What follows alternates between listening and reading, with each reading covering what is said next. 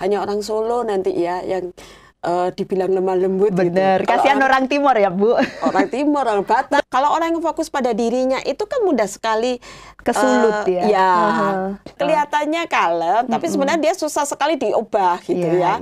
Kalau kita ini bukan orang yang lemah lembut, bukan orang yang sabar, ketika kita berada di komunitas, kita justru memacu orang lain juga mengikuti apa? Ikut.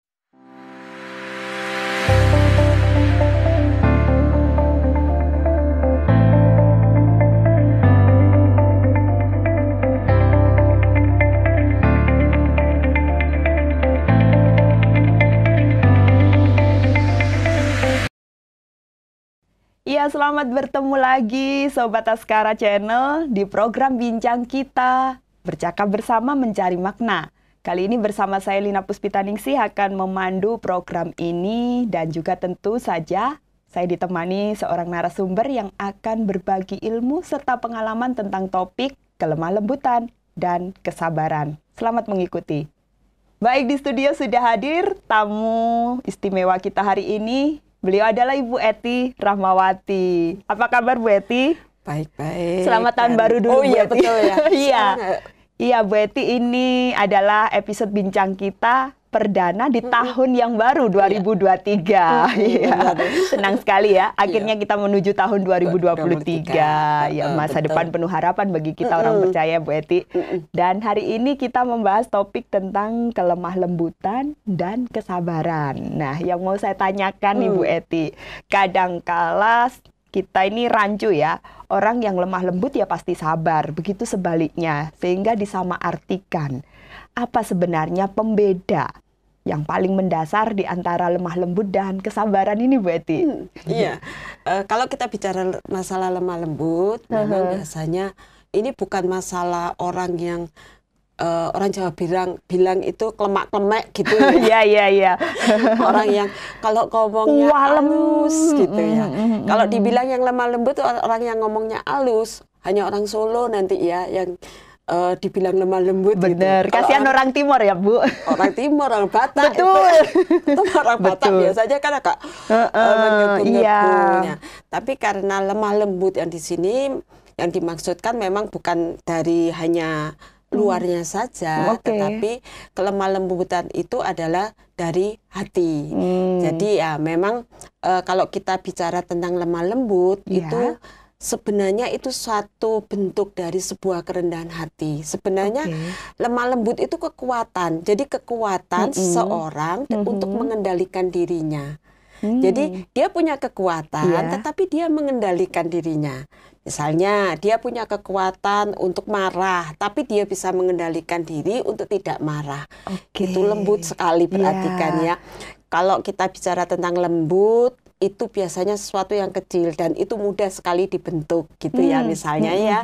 Jadi itulah lemah lembut itu adalah sesuatu yang mudah dibentuk atau mudah diajar. Seperti seseorang, kalau lemah lembut artinya orang itu bisa mudah sekali untuk diajar dan dibentuk gitu ya. Jadi dia bisa sangat menghargai orang lain meskipun sebenarnya dia punya kedudukan, dia punya kekuasaan, tapi dia bisa menghargai pendapat orang lain, bisa menghormati orang lain dengan baik, dan dia tidak mudah untuk ketika orang lain meremehkan dia kemudian terganggu gitu ya, tidak mudah terganggu. Jadi dia tidak lagi fokus pada dirinya sendiri, tetapi sudah ke hal-hal yang lain. Jadi kalau orang yang fokus pada dirinya itu kan mudah sekali kesulut Jadi lemah lembut lebih kepada mengendalikan diri, gitu ya. Tapi kalau kita lihat bedanya, memang nggak beda-beda banget sih. Dengan, saling terkait satu dengan kesabaran. yang lain. Kalau kesabaran itu kan dia lebih menahan. Jadi menahan sesuatu gitu. Ketika emosi ditahan, nah itu kan sabar. Sabar gitu ya. Nah itu lebih kepada menahan atau menunggu ya. Kalau ketika ada sesuatu yang memacu dia menahan, atau mungkin dia menunggu sesuatu dengan sabar kan biasanya kayak gitu ya. Nah itu Jadi hal yang membedakan itu tadi, mengendalikan. Kalau lemah lembut itu sebenarnya dia bisa mengendalikan dirinya. Tetapi ketika kalau kita bicara tentang kesabaran, itu artinya bahwa menahan dan menunggu. Menahan diri supaya tidak meluap. Oke, meledak dan lain sebagainya itu ya Bu Eti. Dan juga menunggu, gitu ya. Menunggu itu penting karena sabar menunggu ya. Sesuatu yang mungkin dijanjikan, menunggu janji itu dengan penuh kesabaran. Nah, itu juga sesuatu yang perlu dibangun gitu ya. Jadi itu sebuah kesabaran. Jadi menahan dan menunggu. Kalau kelemah lembutan lebih kepada mengendalikan diri. Dan mengendalikan diri otomatis ya tadi misalnya dia bisa mengendalikan diri ketika orang lain mungkin meremehkan dia, orang lain mungkin ngomongin dia, tapi dia bisa mengendalikan emosinya, tidak emosi, tidak ini itu sesuatu yang penting karena kan tadi saya katakan bahwa lemah lembut itu suatu yang lembut itu kan kecil, mudah dibangun dan dibentuk. Nah, itu seseorang yang lemah lembut artinya dia bisa dibangun dan dibentuk. Tidak gitu keras hati ya. Diajar, tidak keras hati. Bisa dibentuk, diproses. Dan juga menghargai orang lain, menghormati pendapat orang lain. Itu menjadi orang yang lemah lembut. Bukan orang yang ngomongnya kalem. Belum tentu loh ya Bu Eti. Kadang keras juga orang yang demikian ya. Kelihatannya kalem, tapi sebenarnya dia susah sekali diubah gitu ya. Padahal kelemah lembutan itu adalah sesuatu yang mudah diubah. Itu tadi mudah diajar dan dibentuk. Artinya kelemah lembutan dan juga kesabaran yang tadi ada unsur pengendalian diri, menahan, menunggu, itu lebih ke sikap hati ya Bu Eti ya. Yang harusnya penampilan luar bukan sekedar penampilan luar, walaupun nantinya juga terpancar kalau itu dihidupi dan bisa dirasakan oleh orang lain. Tadi Bu Eti menyinggung penting sekali ada kata itu. Kita orang itu memiliki lemah lembut. Nah, ini yang mau saya gali nih. Sepenting apa, Bu, kelemah lembutan dan kesabaran itu dimiliki oleh seseorang? Apa dampaknya nih bagi kehidupan pribadi? Tentu saja lebih-lebih juga dalam sebuah kebersamaan.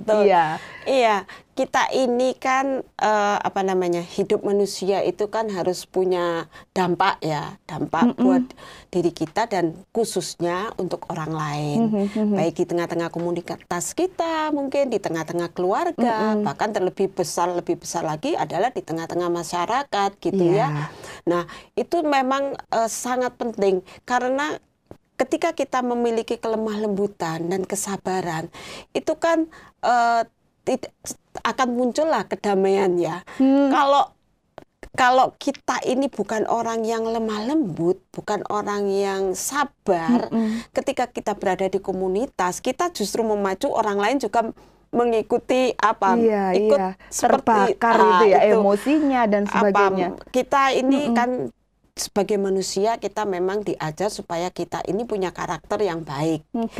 Karakter kita yang lemah lembut, yang sabar itu menjadi karakter yang menjadi bisa berdampak buat orang lain. Ketika itu kita hidupi terus dalam hidup kita dan penting untuk kita lakukan, itu kita lakukan sehingga dampaknya itu terasa buat yang lain gitu. Baik buat diri kita sendiri sehingga kita menjadi role model buat orang lain, menjadi teladan buat orang lain, dan melalui kita orang lain diberkati gitu kan akhirnya Jadi kita menjadi teladan, kemudian diberkati dan berdampak buat orang lain. Tetapi ketika kita masuk dalam sebuah komunitas pun, nah kita membawa komunitas itu kan harus saling membagi ya, bukan cuma membagi sesuatu yang berupa benda material, tetapi saling membagi pengalaman. Sebuah komunitas itu saling memberi nasihat, memberi material itu akan ada di sana. Ketika kita memiliki sebuah kelemah lembutan dan kesabaran, kita tidak akan merusak komunitas itu, bahkan mungkin malah kita menjadi yang paling yang membuat mengayomi gitu orang bilang mengayomi orang lain dan menjadi orang lain juga melihat kita itu komunitasnya seperti ini, mencontoh dialah. Iya. Dia punya sesuatu yang mungkin bisa dipakai di dalam komunitas itu. Pengaruh positif akhirnya ya Bu. Mempengaruhi ya, betul Mbak Lina tadi, mempengaruhi orang lain itu, tapi tentunya mempengaruhi yang positif, karena pastilah kelemah lembutan dengan kesabaran kita itu bisa mempengaruhi positif buat orang lain karena kan ya. Aura, vibe-nya orang yang lemah lembut dan juga sabar pasti positif memang ya, dan itu terasa lah pasti ya. Nah tadi kan juga disinggung Mbak Lina, kalau biasanya memang kalau sudah itu dari hati, otomatis akan terpancar, akan keluarnya juga sama gitu ya. Jadi bukan hanya tersimpan di dalam hati, pasti dari sikap kita pun muncul yang sama. Jadi lemah lembut dan sabar itu akan muncul dan orang bisa melihat. Nah itu pengaruh yang sangat baik buat sebuah komunitas, bahkan juga keluarga, bahkan buat masyarakat. Nah, kita hidup kan tujuannya memang berdampak buat orang lain untuk lebih baik. Betul. Dan melalui kita kan orang diberkati itu otomatis ya. Jadilah itu yang sangat penting. Jadi orang bisa mencontoh atau meneladani sikap kita. Orang mendapat berkat dari sikap hidup kita, terlebih kelemah lembutan dan kesabaran yang terpancar dalam kehidupan kita. Nah, sepenting itu ternyata Bu Eti. Benar. Kayaknya mudah, tapi prakteknya untuk sabar itu loh Bu Eti. Wow. Nah masalahnya juga kalau kita berlatih Excel, berlatih fotografi, ada trainingnya Bu Eti, kita bisa upgrade diri. Loh, kalau training lemah lembut itu di mana coba?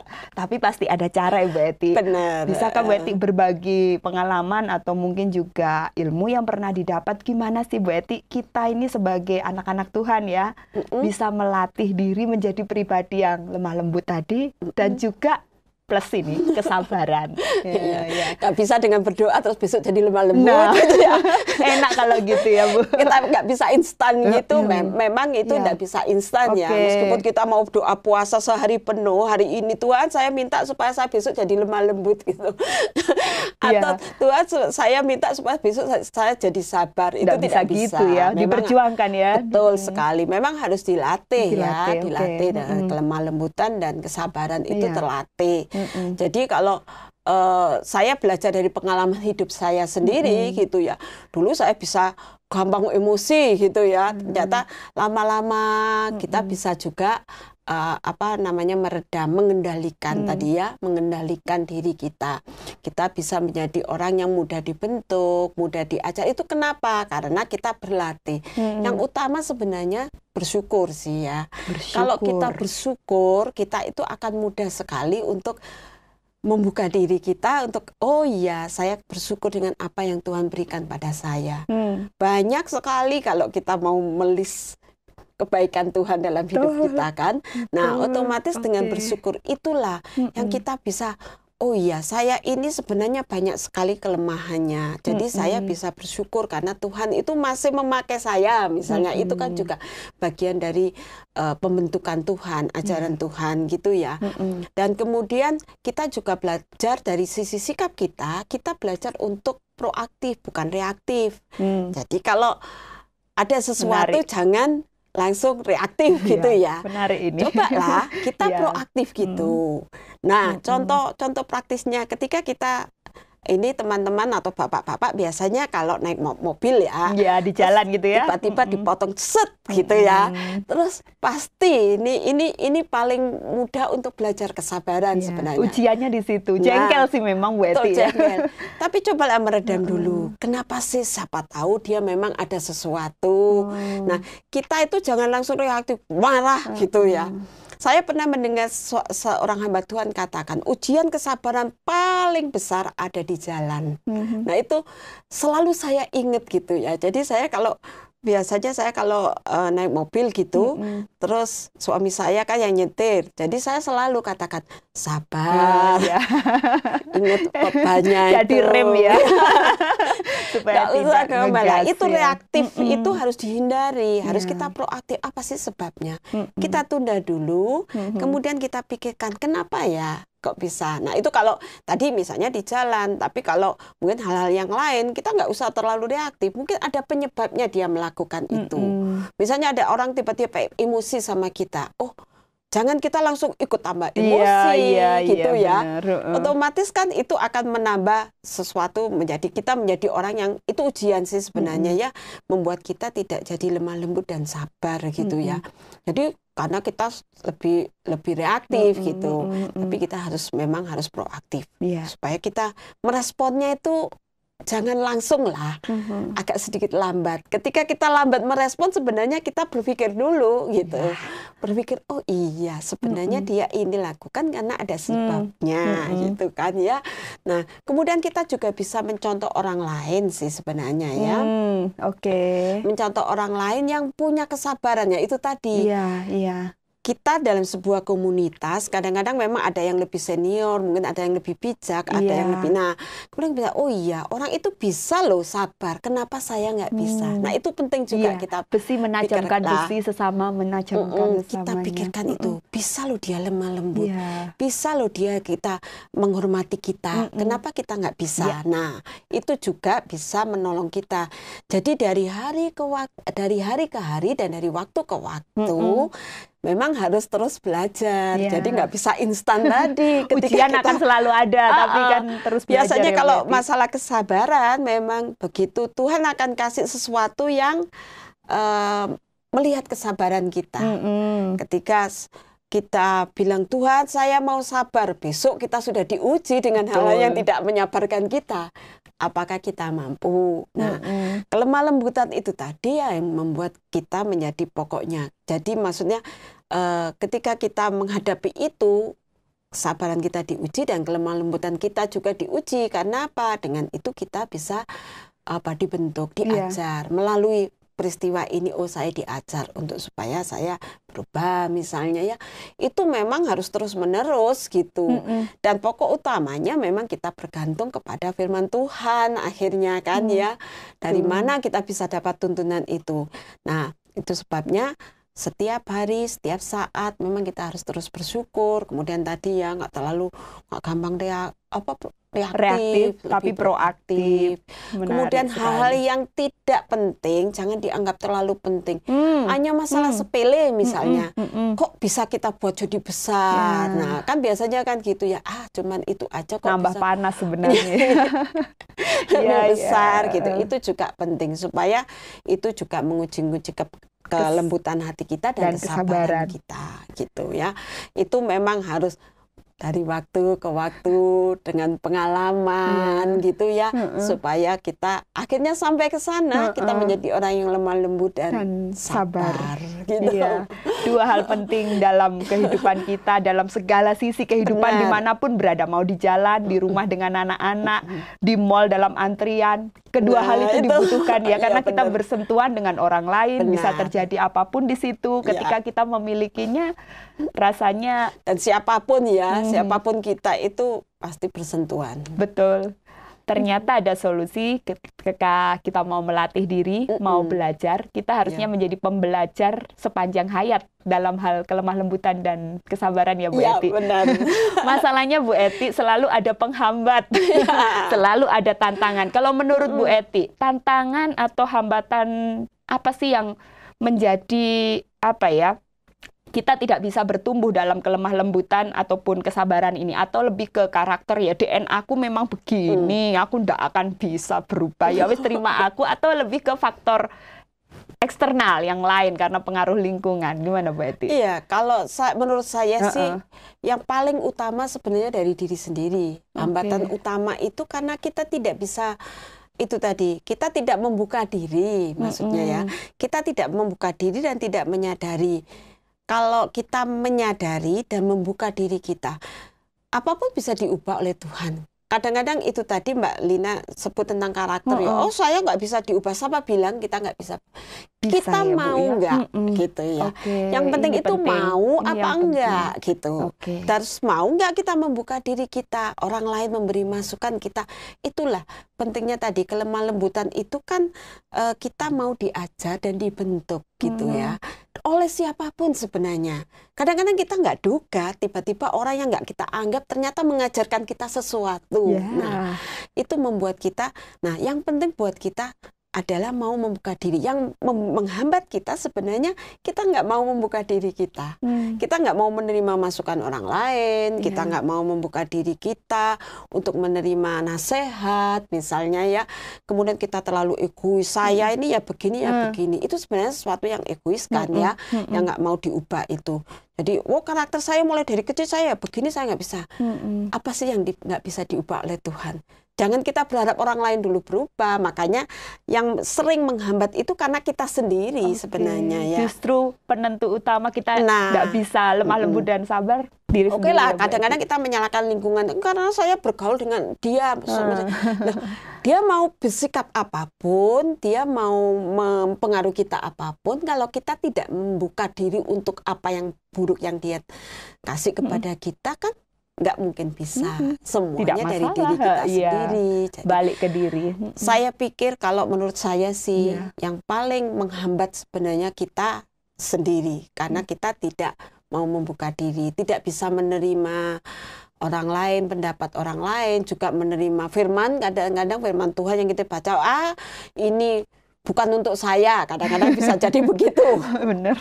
Padahal sebenarnya firman Tuhan itu ya seperti itu yang harusnya dilakukan gitu. Ya paling utama, penghambat utama adalah diri kita sendiri yang tidak bisa membuka diri, masih egois, kemudian kekeh dengan dirinya ya. Jadi tidak bisa merasa dirinya tidak bisa berubah gitu. Padahal segala sesuatu bisa diubah oleh Tuhan. Gitu. Jadi memang dari diri kita jangan memang mungkin lingkungan mempengaruhi ya. Tapi yang terbesar lebih ke diri sendiri. Saatnya kita semua untuk mengkoreksi diri ya Bu Eti. Apalagi di awal tahun gini cocok Bu Eti. Rasanya kita mengawalinya mulailah berjalan dengan membuka diri. Dapat dibentuk, menerima nasihat ya. Memang harus belajar. Tadi kita sudah bicarakan tahap-tahapnya kita untuk latihan sudah sampai akhirnya kita mampu. Luar biasa Bu Eti.